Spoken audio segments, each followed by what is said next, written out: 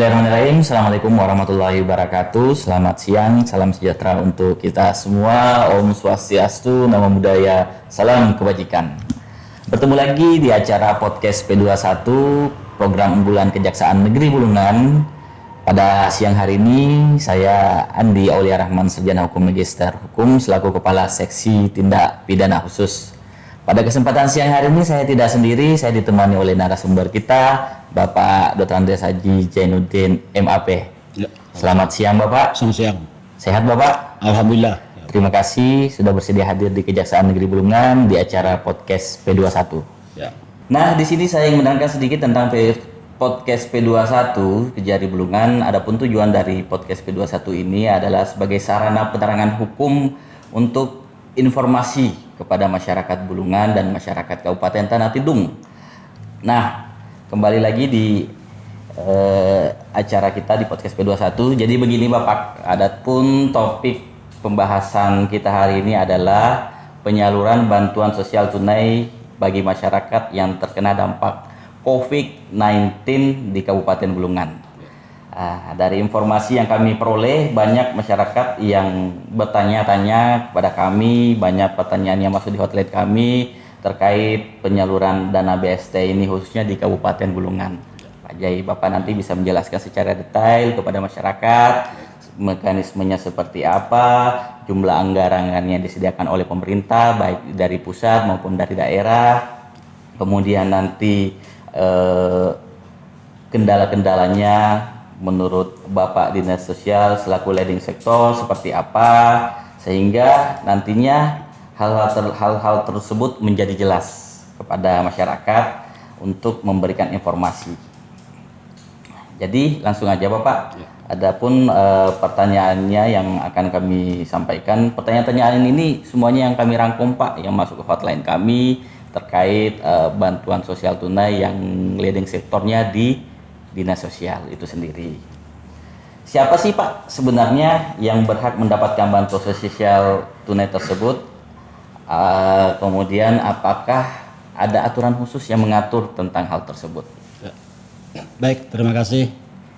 Selamat siang. Assalamualaikum warahmatullahi wabarakatuh.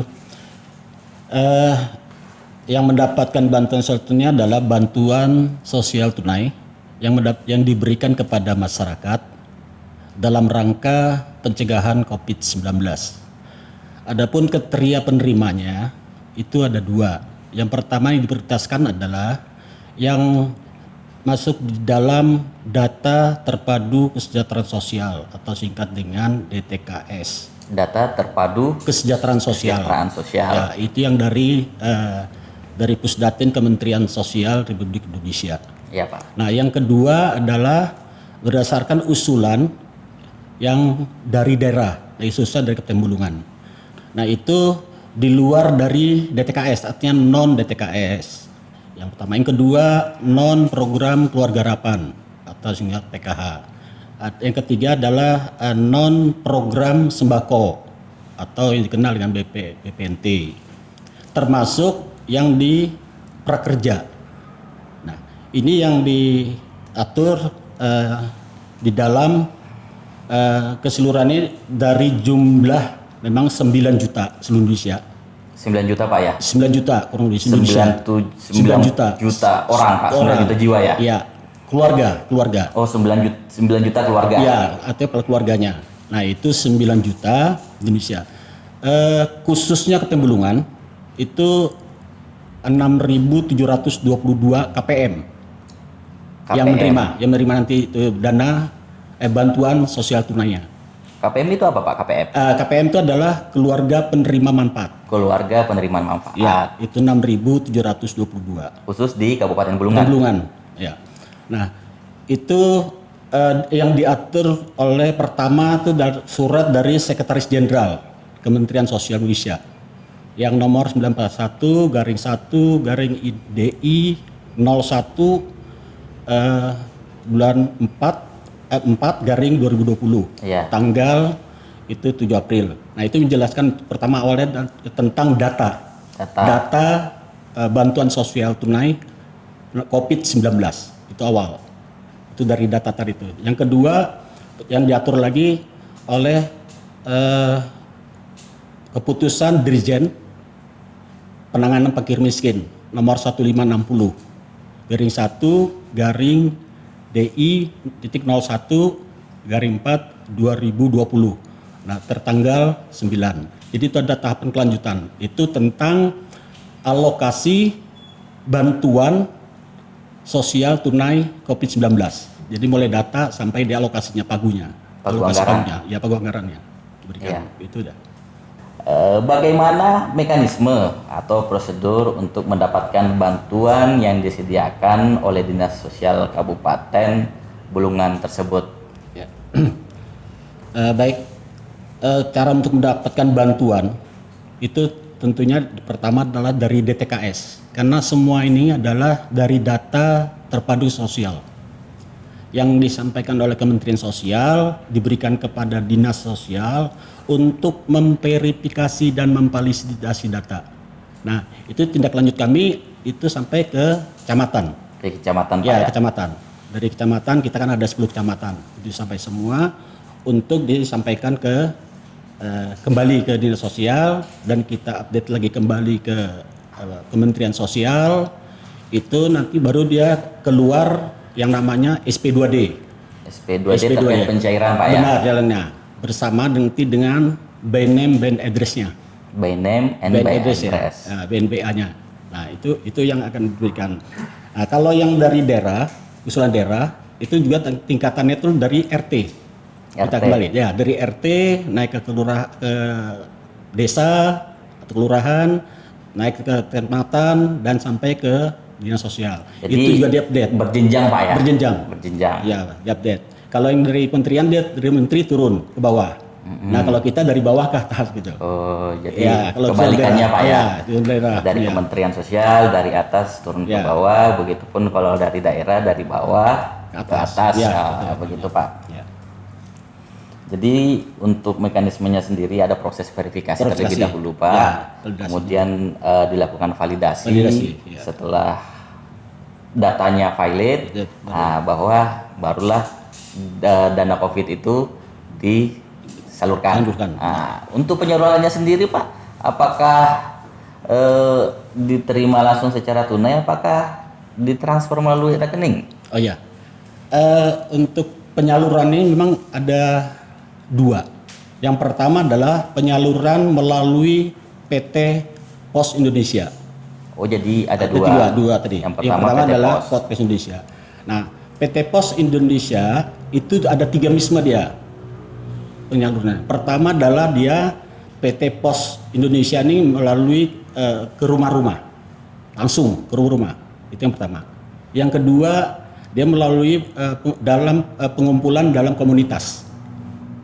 Itu yang ketiga melalui loket di pos Loket sendiri. di pos itu sendiri. Ya, ada 3. Nah, kalau di yang kedua tadi yang melalui Himbara yaitu Bank BRI Bank dan BRI, BNI. itu langsung karena mereka mempunyai rekening yang dari pusat langsung diberikan kepada KPM sendiri. Jadi yang punya rekening.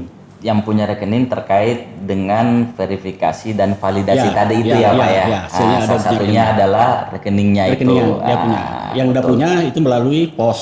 Yang Nah, gitu. belum mempunyai rekening, Itu, pos. penerimaannya melalui Pos. pos. Ya.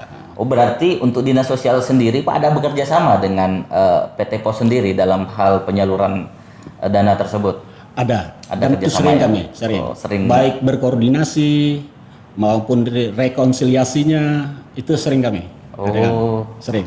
Itu sangat bagus Pak, kerjasama yang Bapak lakukan Dinas Sosial dengan PT Pos sendiri, Termasuk BRI-nya, dengan Bank BRI dan Bank Benar. BNI, artinya membantu pekerjaan Dinas Sosial itu Ya, sendiri Pak ya. ya. Apalagi ini berhubungan dengan uang Pak. Ya. Nah, uang pengelolaan uang itu nggak dikelola secara seperti uang sendiri, uang pribadi. Itu ada prosedur dan mekanismenya sendiri. Oke Pak. Baik Pak J, ada juga beberapa pertanyaan yang masuk ke kami di hotline kami di Kejaksaan Negeri Bulungan terkait apakah kegiatan BST ini sudah berjalan, dan apabila sudah berjalan sudah berapa kali dilaksanakan, dan ya waktu pelaksanaannya kapan saja Pak menurut Bapak? Oh ya. Pelaksanaannya itu sebenarnya sudah 3 tahapan. Iya. Tahap pertama itu dilaksanakan pada hari Jumat tanggal 8 Mei 2020. Itu tahap pertama. Tahap pertama. Ya, tahap 1. Tahap kedua itu juga dilaksanakan dengan hari yang sama, Jumat tanggal 5 Juni 2020. 5 Juni 2020. Ya. Nah, tahap ketiga itu pada tanggal 8 Juli 2020 pada hari Rabu. Nah, bahwa untuk penyalurannya sendiri sudah dilakukan 3 tahap. 3 tahap. Yang pertama di tanggal 5 Juni ya Pak. 8. 8 Juli, 8 Mei, ya. di 2020, kemudian di bulan Juni Tanggal 5. kemudian di tanggal 8 Juli. 8 Juli. Jadi sudah 3 Tiga tahap kali. Pak ya 3 untuk tahap. penyalurannya itu sendiri. Jadi 3 kali penyaluran itu di bulan Mei, Juni, Juli. Apakah pada saat penyaluran tersebut yang dilakukan oleh dinas sosial, apakah ada semacam protes Pak, protes dari masyarakat itu sendiri terkait penyaluran bantuan sosial karena merasa terkena dampak tapi tidak menerima? Nah, ada nggak Bapak selama penyaluran 3 tahap ini yang Bapak terima dari masyarakat? Sampai saat ini rasanya belum pernah ada. Belum pernah ada, Pak, ya? Belum pernah ada yang merasa protes yang dan sebagainya. Karena semua ini kan sudah dilaksanakan baik melalui tadi saya katakan tadi penyandingan data. Ya, Pak, ya? Itu kan perlu penyandingan Betul. data itu. Jangan sampai nanti ada yang mendapatkan BLT juga mendapatkan BST. Nah ini kita jangan sampai terjadi. Nanti ada yang kurang mampu malah tidak dapat gitu. Oh, Nah itu seperti itu, Pak, ya? Ya, karena data kami ini pada saat untuk mengusulkan ke update Kementerian Sosial, berarti itu kami sering juga koordinasi dengan Dinas Pemberdayaan Masyarakat Desa karena mereka juga membutuhkan data. Nah, data kami yang dari kuota yang ditentukan oleh pusat kan berarti masih ada sisa. Iya. Nah, sisa itu adalah baik dari masyarakat di desa maupun dari masyarakat kelurahan sendiri. Nah, yang dari data desa maupun kelurahan yang tidak masuk, yang ini malah tidak masuk bisa mendapatkan bantuan BLT dana desa. Karena itu kan dana desa. Dana bukan desa kelurahan. berarti diperuntukkan untuk desa. Desa. Nah, yang kelurahan itulah yang rencana saya sampaikan tadi yang terdahulu itu untuk dana kelurahan yang dari BST Kabupaten. Itu dalam proses. Jadi Itu sudah masuk untuk, rencana program kita. sudah. dana yang kabupaten untuk dana pandemi COVID-19 ini Ya. akan nantinya diperuntukkan ke kelurahan karena betul. kelurahan belum mendapatkan bantuan seperti yang ada di desa Pak Betul, ya, ya, dalam betul. bentuk dana desa. Desa itu. Oh jadi nanti tujuannya setelah akan disalurkan difokuskan untuk kelurahan di Kabupaten Bulungan itu sendiri. Ya. Kemudian ada lagi Pak beberapa pertanyaan yang masuk ke kami terkait penyaluran bantuan sosial BST ya, bantuan sosial tunai itu sendiri. Banyak yang bertanya kepada kami sampai kapan sih Pak itu bantuan program BST tersebut, apakah sudah ditentukan bulannya misalnya sampai di Desember ataukah seterusnya atau seperti apa? Karena kita tahu sendiri Pak, selama pandemi COVID-19 ini orang semua itu susah beraktivitas Pak, dalam hal pekerjaan, apalagi ekonomi menengah ke bawah, masyarakat berekonomi ke bawah itu susah untuk bekerja karena terdampak pandemi COVID-19 ini Pak. Berapa lama Pak untuk penyalurannya itu sendiri? Ya. Yang kita ketahui bersama tadi saya sampaikan itu terhitung bulan April itu penetapan April gitu ya, itu tahap 1 disebut pada April. Iya. Tahap 1 itu April, tahap 2 itu Mei, tahap 3 adalah Juni. Nah ini besarannya itu Rp600.000 per keluarga per bulan. Itu ya. 600.000 per keluarga. Per keluarga per bulan. Per bulan. Ya.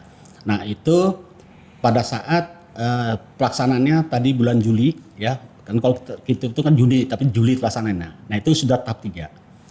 Untuk selanjutnya Ada lagi keputusan Dirjen nomor 22 garing 6 garing HK 0202 garing 6 garing 2020 Ya. tanggal 12 Juni itu menentukan bahwa ada lanjutannya itu pada tahap 4. Jadi ada akan lanjutan tahap 4 lagi, Pak. Tahap 4 namanya. Tahap 4 sampai dengan 9, artinya kalau 4 itu kita hitung bulan Juli, berarti dia Juli sampai Desember. Jadi ada 6 bulan. 6 bulan Ada ke depan. 6 bulan ya, Pak, ya. Sampai Desember. Besarannya adalah Rp300.000 per keluarga per bulan. 300.000 dari 600.000 turun menjadi 300.000, Pak. Ya, 300. Oh, seperti itu. Jadi dana yang dikucurkan oleh pemerintah pusat berkurang, Pak, ya? Berkurang. Ya. Jadi 600.000 yang di awal sampai 3 tahap, kemudian tahap selanjutnya sampai di bulan Desember, ya. Sisa menjadi 300.000. Oh, seperti itu, Pak. Ya. Baik, Pak J, terkait penyaluran bantuan sosial yang saya tadi pertanyakan kepada Bapak terkait kendala-kendala. Mungkin Bapak selaku kepala dinas nih yang mendapat laporan dari bawahan bahwa banyak pasti kendala. Tidak semua kegiatan yang dilaksanakan itu berjalan sesuai yang diharapkan. Nah, apa kendala yang didapati oleh dinas sosial itu sendiri, Pak, dalam penyaluran bantuan sosial? Ya. Tentu ada kendala kami di lapangan. Pelaksanaan penyaluran ini pertama yang jelas kami selalu mendampingi penyalurannya oleh pos. Jadi dinas sosial selalu mendampingi. Nah, terlihat kami di lapangan kendalanya itu pertama kondisi geografis kita mungkin beda dengan daerah lain. Ya, kita tahu ya kondisi kita adalah yang namanya harus jeram, harus deras, naik dan sebagainya. Dari sungai, Pak, ya ke desa yang lain, ya, Pak, ya, betul. Apalagi dalam kondisi pandemi COVID ini, ya, itu yang selalu harus jaga. Yang berikutnya adalah kita juga ada daerah yang blank spot, itu yang sulit juga, blank spot. Kalau daerah lain ya mungkin di Jawa tuh komunikasi mudah dan sebagainya. Nah ini blank spotnya juga agak kami. Blank spot itu komunikasi susah, Pak, ya? Susah juga memang. Jaringan di sana tidak ada. Ya, benar gitu.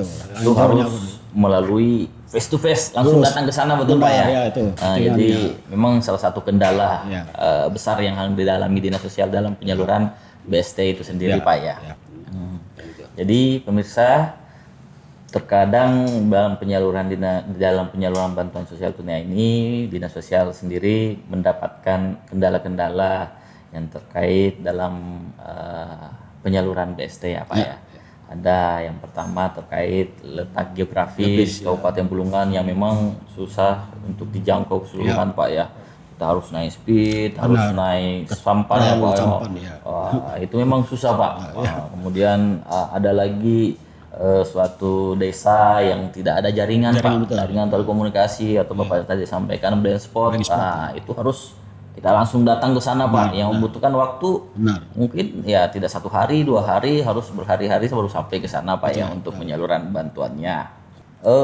Kira-kira begini, Pak, kalau terdapat di lapangan atau masyarakat yang perlu mendapatkan informasi terkait bantuan sosial tunai ini, mereka menghubungi siapa, Pak? Apakah ada hotline yang Bapak sediakan selaku leading sektor dinas sosial, atau ada petugas Bapak sendiri yang ada di lapangan atau ditempatkan di desa-desa atau di kelurahan-kelurahan? Ada. Jadi kebetulan kami kalau di 10 kecamatan sampai desa itu rata-rata ada. Pertama adalah namanya tenaga kesejahteraan sosial kecamatan. Ada juga namanya pendamping program keluarga harapan. Itu yang pertama yang dapat bekerja sama dengan kecamatan, pihak kecamatan apabila ada informasi-informasi itu. Tentunya dari masyarakat ke RT dan RT desa. Biasanya tidak sampai kecamatan, desa, kepala desa atau perhatian itu langsung kontak per kami, langsung. Iya. Jadi dengan adanya telekomunikasi dengan mudah itu mereka langsung. Nah kami langsung mengambil sikap tindakan bagaimana untuk pelaksanaan tugas sendiri. Sudah ada staf Bapak yang memang sudah standby Pak ya, Ya, sudah. terkait laporan-laporan atau kendala-kendala yang didapati oleh masyarakat itu sendiri bisa cepat ditangani, seperti itu Pak ya. Kemudian menurut Bapak, apakah ada peringatan ataukah warning yang dilakukan oleh pihak Dinas Sosial selaku leading sektor penyaluran bantuan sosial terkait anggota Bapak atau staf Bapak yang diberi tugas untuk menyalurkan BST itu sendiri? Nah, karena ini berbentuk uang Pak ya, bentuk uang. Kalau kita tahu sendiri dalam pengelolaan keuangan di masa pandemi COVID-19 ini dihubungkan dengan pelanggaran hukum. Kita kenal dengan Undang-Undang Tindak Pidana Korupsi. Apabila ada orang yang mempunyai kewenangan ada padanya, kemudian dalam pelaksanaan diberikan kewenangan, tugas, tapi menyalahgunakan itu Pak. Saya perlu peringatkan di sini juga pada kesempatan kita kali ini di podcast P21, itu ancamannya tidak main-main Pak. Pidana mati Pak Kadis. Itu perlu Bapak nanti tekankan kepada staf Bapak yang menerima amanah dari Bapak, menerima tugas untuk penyaluran BST tersebut. Nah, itu bisa dipidana mati. Nah, seperti itu Pak. Mungkin ada kiat-kiat Bapak selaku Kepala Dinas Sosial, seperti apa sih memberikan penegasan kepada staf-staf Bapak? Ya. Seperti itu. Baik. Pada kesempatan apapun bentuknya, baik itu formal maupun informal. Kalau formal itu pada saat rapat, informal mungkin pada saat saya duduk lagi santai di depan di kantor, itu selalu saya ingatkan kepada staf saya, khususnya staf saya yang berada di bawah dan diri saya. Jadi jangan bermain terhadap bantuan ini, karena ini amanah. Betul Pak. Bagi orang yang membutuhkan keuangan itu. Dan ini kan orang miskin, kasihan. Ya, orang miskin kan tentunya membutuhkan untuk kehidupannya yang sehari-hari, apalagi zaman pandemi Covid ini. Jadi saya katakan jangan, ya hati-hati. Karena sering saya menyampaikan gitu kepada staf saya di bawah. Termasuk penyalurnya sendiri itu dari pos juga sering pada saat koordinasi baik itu yang di kantor maupun di lapangan pada saat dampingan saya ingatkan hati-hati, ini uang. Kalau memang dia berhak diterima serahkan. Kalau dia memang belum punya hak ya jangan. Salah satu contoh, betul, dia Pak. misalkan dia dalam satu kakak itu ada 2, kan tidak boleh. Itu harus 1. Nah, jadi 1 saja terima gitu. Jadi satunya kembalikan ke kas negara. Betul. Ya, misalkan dia pindah, tapi datanya harus kita pegang, pos jangan menyalurkan. Saya ingatkan itu semua. Artinya penyaluran itu tidak boleh diwakili Pak ya? Tidak boleh. Tidak diwakili, harus orang yang terdaftar di data yang sudah diverifikasi oleh Dinas Sosial. Yang di dalam kakak itu. Di dalam kakak. Ya, misalkan kalau misalkan dia meninggal, kakaknya meninggal pada saat itu dia meninggal. Sebelum penyerahan bantuan, ternyata orang tersebut meninggal. Nah, tapi kan di dalam itu kan pasti ada istrinya. Ada istri. Nah, artinya boleh. Ya itu kita kita berikan. Yang tidak boleh itu adalah meninggal, tapi dalam satu keluarga itu dalam kakak itu 1 aja. Misalkan, namanya si A, ya si A yang nggak bisa diserahkan, gitu artinya. Seperti itu Pak ya. Artinya dalam penyalurannya itu tidak boleh terwakilkan, boleh tapi masuk dalam anggota keluarga itu sendiri. Keluarga. Kemudian sudah Bapak memberikan warning kepada petugas-petugas Bapak terkait penyaluran ini, jangan sampai ada penyalahgunaan anggaran di situ, penyalahgunaan kewenangan. Karena dalam penyalahgunaan itu ancamannya bisa pidana mati Pak, apalagi di tengah wabah seperti ini, pandemi COVID-19 ini. Dalam Undang-Undang Tindak Pidana Korupsi itu sudah jelas di situ bahwa orang yang melakukan pelanggaran ancamannya bisa dipidana mati. Dan terakhir Pak, selaku Kepala Dinas Sosial, mungkin ada closing statement di pertemuan kita kali ini di podcast P21. Kira-kira apa yang Bapak sampaikan kepada masyarakat yang menonton acara podcast P21 ini Pak, supaya masyarakat lebih paham lagi Pak terkait penyaluran BST itu sendiri, ataukah terkait mengantisipasi pandemi COVID-19 ini. Ya, ya karena saya minta kepada Bapak Ibu ya, Ya, untuk sebaik-baiknya memanfaatkanlah uang yang diterima ini, yang terima bagi Bapak Ibu untuk kebutuhan hidup ya selama pandemi COVID inilah. Makanya pemerintah mengeluarkan bantuan sosial ini kan untuk mengantisipasi adanya pandemi COVID ini. Pandemi COVID. Ya itulah. Jadi memanfaatkan uang ini sebaik-baiknya untuk kebutuhan hidup kita sehari-hari. Iya. Gitu. Nah, tapi juga jangan lupa karena ini pandemi COVID masih ya kapan mereka kita belum tahu nih, Pak. belum tahu. Nah, jadi tentu harapan kami juga salah satu membantu yang dari hilir, hulu atau sebaliknya saya katakan seperti dengan kesehatan dan sebagainya itu juga boleh bantu termasuk kami ini. Pertama adalah gunakanlah masker. Masker. Ya itu menghindari tadi Ya, masker. Pak. Kedua Tetap selalu menggunakan masker. masker. Pak, Ya. Apalagi kondisi yang pada saat ini penerimaan itu kan harus jaga-jaga jaga social masker. distancing dan physical distancing, Pak, ya. Jaga jarak, ya. Terus cuci tangan dengan baik. Iya. Ya kalau suatu dengan tidak terpaksa kan tidak masalah juga, janganlah jabat tangan gitu kan. Iya. Ya mungkin dengan posisi kita begini pun orang paham. Udah paham lah Ya, ya, Pak ya. jadi ada tempat lah. Nah, tolong ini harus jaga juga. Nah, yang berikutnya adalah kalau masyarakat karena ini adalah usulan daerah, kalau dia merasa mampu pada saat kondisi COVID kan bisa saja dia kondisi ekonominya bagus gitu. Yeah. Ada saja bukan selalu itu, tapi ada yang bisa. Nah, kalau merasa dia mampu, ya tidak kembalikanlah. Artinya saya kembalikan ini kepada desa bahwa dia merasa sudah mampu. Jadi tidak menerima lagi uang itu yang Jadi 4 atau 9 orang tersebut secara sadar lah Pak ya, sadar, menyampaikan gitu. kepada pemerintah bahwa ini saya mampu loh, ya, janganlah saya mendapatkan. Benar. Malu lah dia Pak ya, Gitu. ternyata kategori orang mampu malah mendapatkan bantuan, padahal ada orang yang lebih berhak. Ya mendapatkan. Jadi itulah yang saya sampaikan pada Bapak Ibu itu bisa dilaksanakan dengan baik lah. Oke.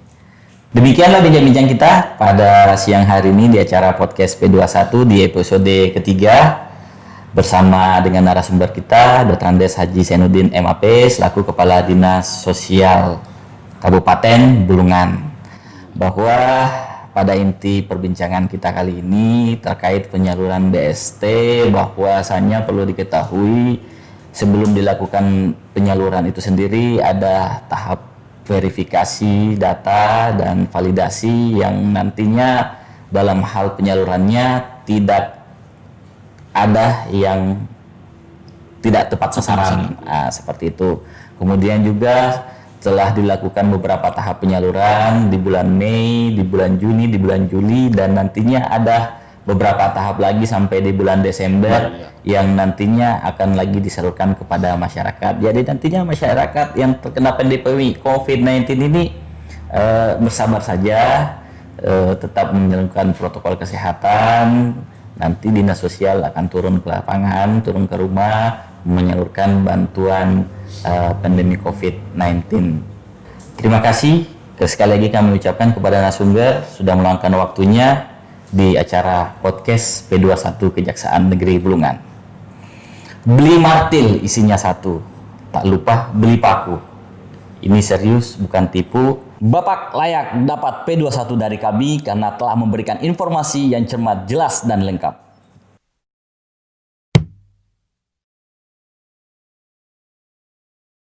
Pemirsa dimanapun berada, jangan lupa komen, like, dan subscribe program podcast P21 Kejaksaan Negeri Bulungan dan nonton episode-episode berikutnya.